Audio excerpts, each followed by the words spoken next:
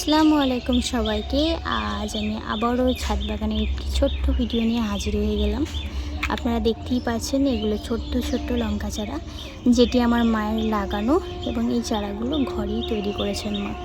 দেখুন কত লঙ্কা ধরেছে এবং কিছু কিছু লঙ্কা কুঁড়ি এবং ফুল অবস্থায় আছে।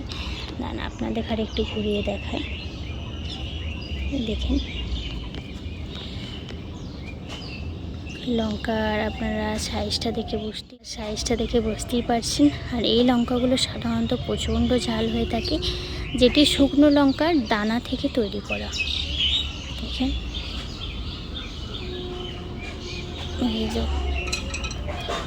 এছাড়াও অনেক লঙ্কা আছে। এই লঙ্কাটা একটু দেখায়। আর এইখানটায় সমস্তটাই কুঁড়ি অবস্থায় হয়ে আছে, ফুল আছে। লঙ্কা চারাটা কিন্তু বেশি বড় না।